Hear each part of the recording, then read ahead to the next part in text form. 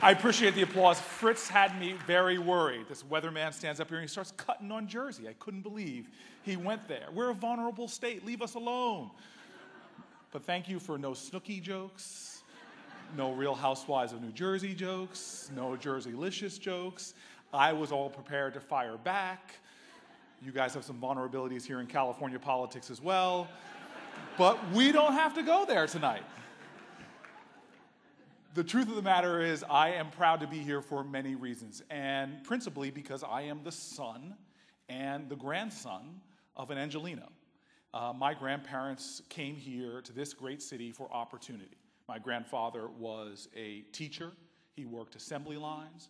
My grandmother worked for government. They raised 3 children.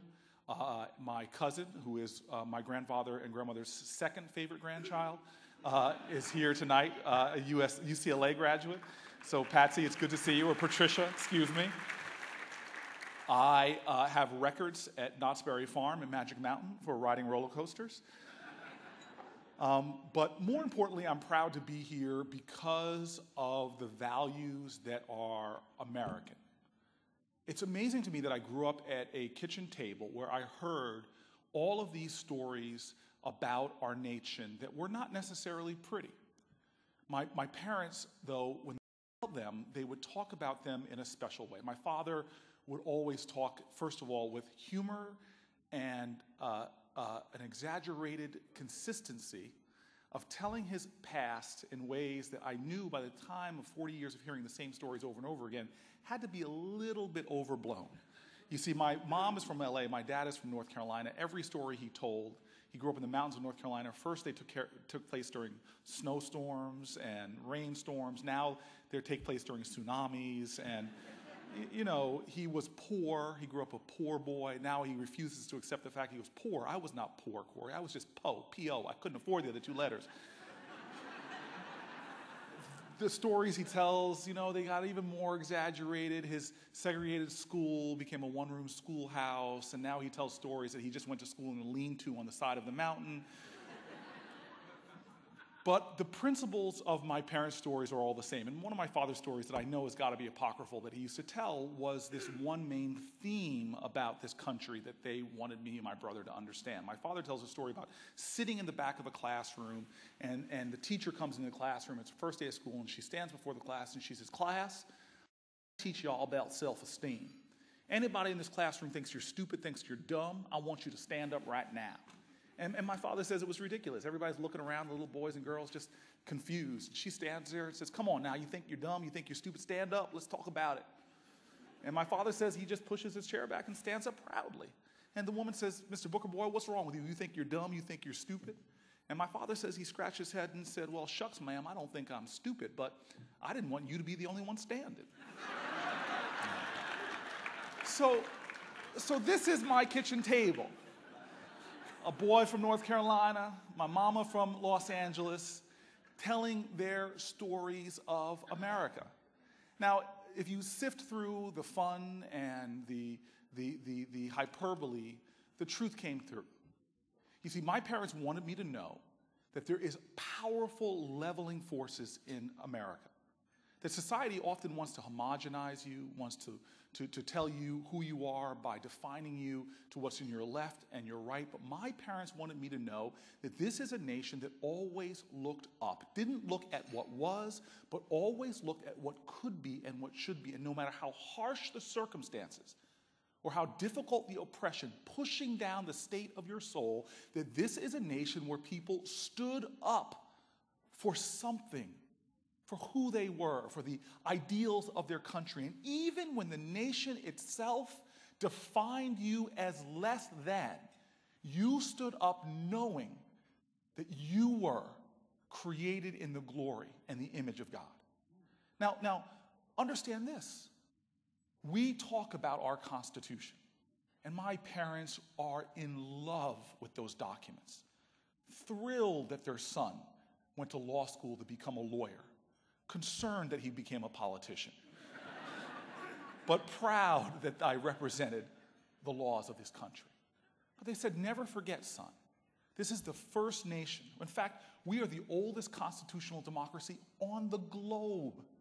The first nation, not founded as a monarchy or a theocracy, we were founded on a set of principles and ideals that were larger than the very people that conceived of them. In fact, if you look at those founding documents, they reflect the savage inequalities of the times. Native Americans are referred to as savages. Women are not referred to as all. African Americans are referred to as fractions of human beings. But if you look at the history of this country, it is men and women that did not look at those documents as they were, but what they could be and what they should be, what they would represent to humanity, that we had to infuse them with our highest aspirations.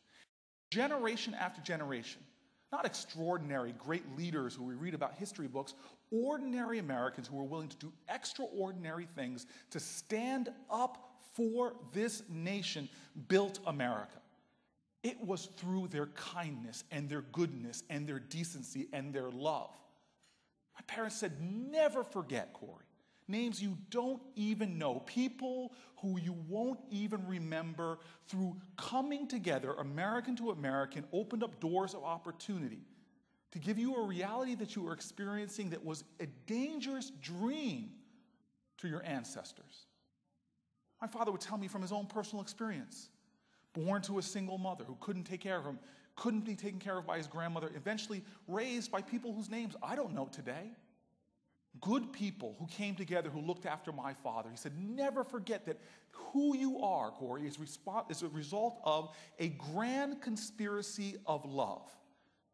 That every one of us in this room drinks deeply from wells of freedom and opportunity that we did not dig.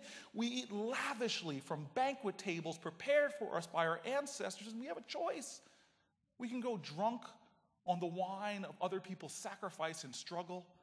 We can grow dumb, fat, and happy as we just consume what has been afforded to us by those who came before, or we can metabolize it and continue the struggle. My parents would say, never forget. Well, my father had to leave to go to college. He was going to defer his college.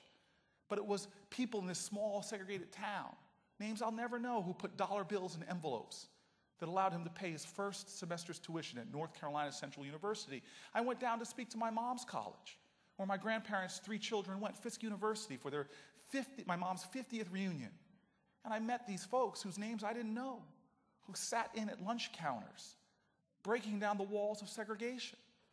My parents told me never forget that when they went to Washington, D.C., they couldn't find jobs in corporate America. It was black people and white people that came together, formed an organization like the Urban League that allowed them to open up companies for my parents to get their first opportunity to participate in the growth of this nation. They told me never forget that when you and your brother were babies moving up to New Jersey, we wanted to find homes to buy, and they wouldn't show us homes in white neighborhoods, so it was Americans, black and white, that formed an organization called the Fair Housing Council. That after my parents were denied the house they fell in love with, they sent a white couple out. Ironically, the white couple's name were Mr. and Mrs. Brown, but they were not brown. They were white. They put a bid on the house. The house was still for sale. The day of the closing, a lawyer and my father showed up. The lawyer announced that the real estate agent was in violation of the fair housing laws of New Jersey. The real estate agent stood up and slugged the lawyer, sigged the dog on my dad. A fight broke out. A court case ensued.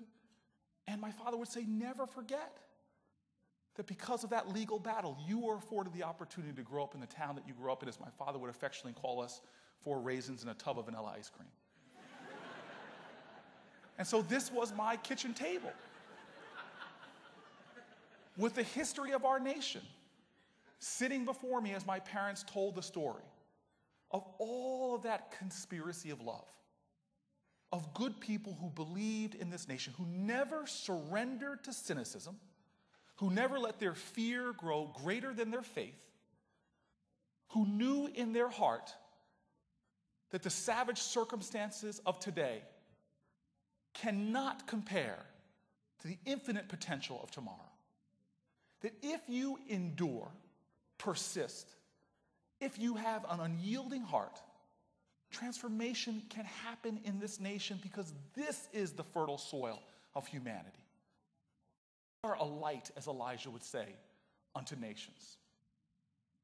But the challenge is that we in this generation cannot stop.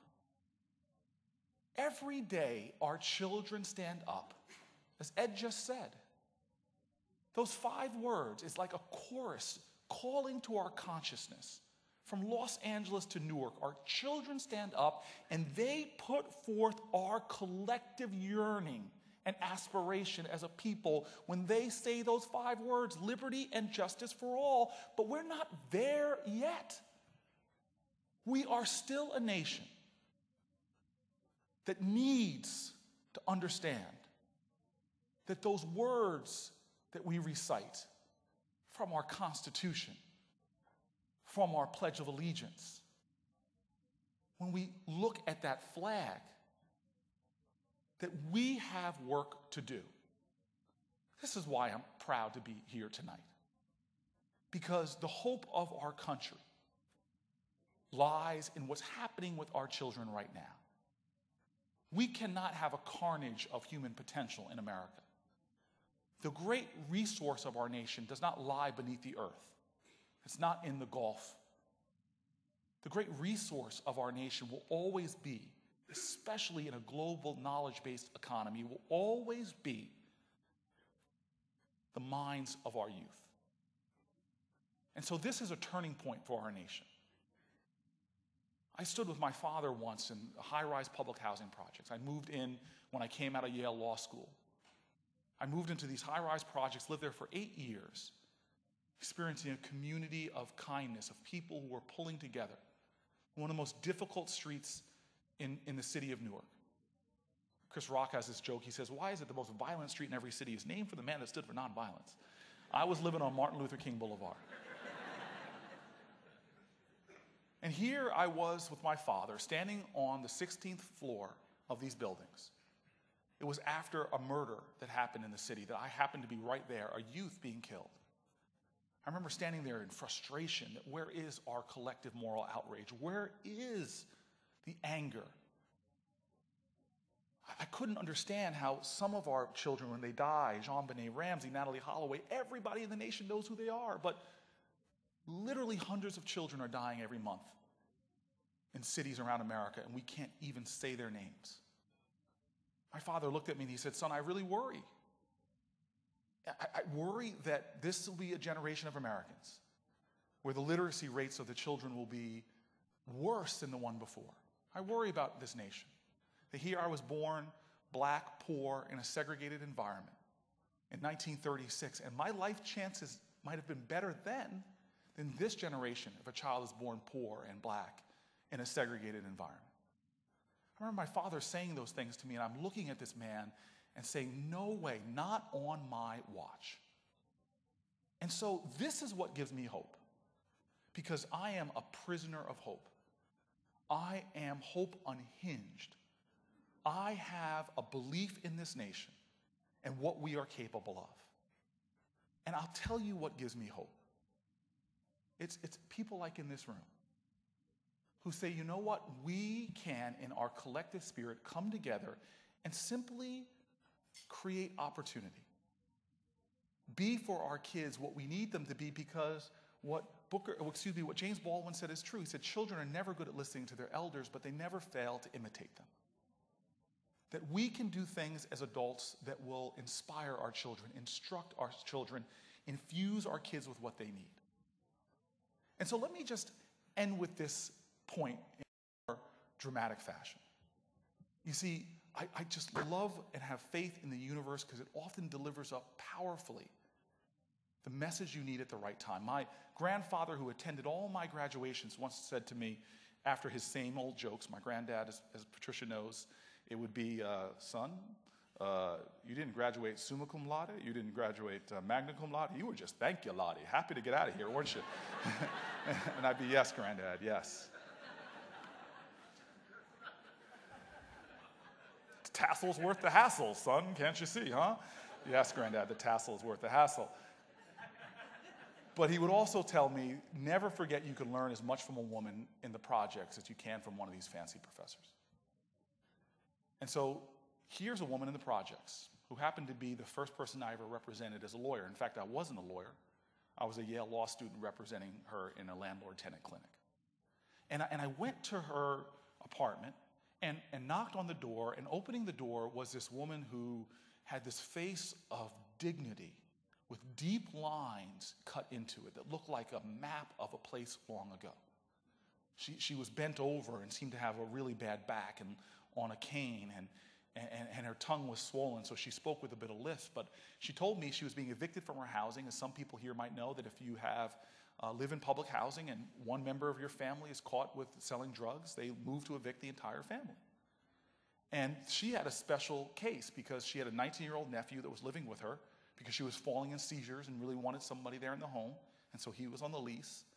And interestingly, he was caught with 19 vials of crack cocaine, and the housing authority in this city was moving to evict her. I was upset, and I remember listening to the story, leaving her, rushing back to speak to my supervising attorney, and I was like, injustice, we will fight this. It can't. And I started giving my great civil rights speech, and my supervising attorney smiled and looked at me sympathetically and said, Cory, you are a lawyer. You don't represent your own agenda.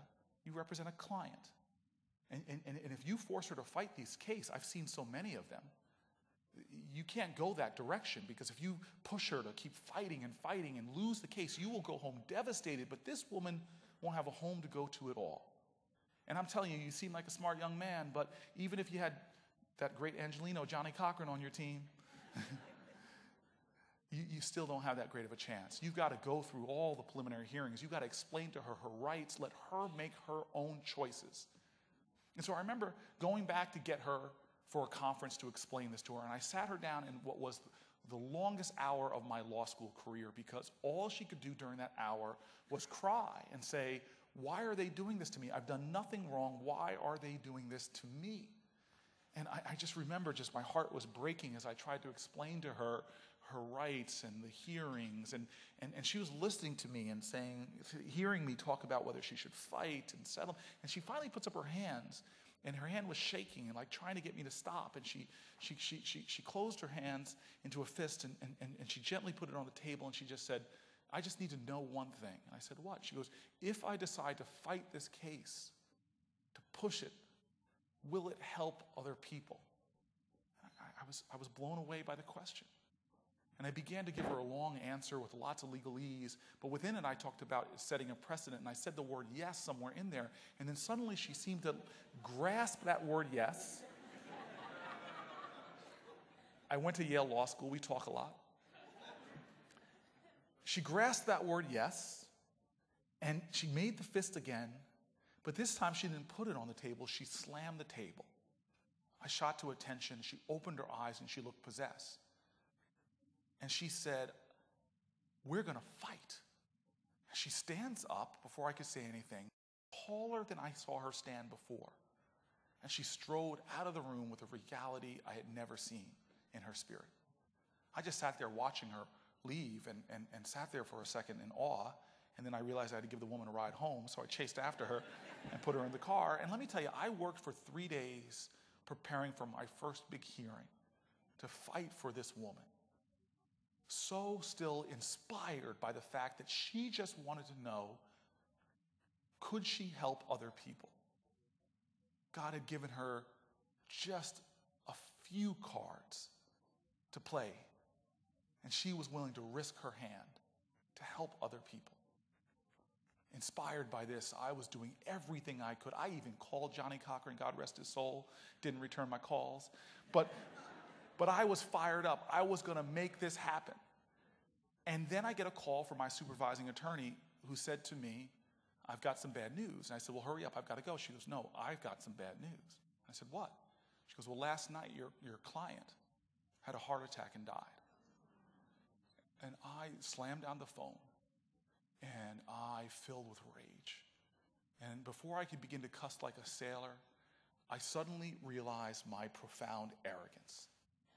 You see, I thought God had put the great Cory Booker there to help this poor client of mine. But in reality, as my legal career was about to begin, God had put this great woman there to help the poor Cory Booker. I went to put flowers in front of her door in the projects, and I saw a woman there who was cleaning up, and she said, are you the lawyer boy that was helping out my neighbor? And I said, yeah. She goes, well, I don't know what you did for her, but the last 3 days of her life were the happiest I've seen her in a while. There is a force that has propelled this nation forward. It's not seen in big elections. It's not seen in big speeches.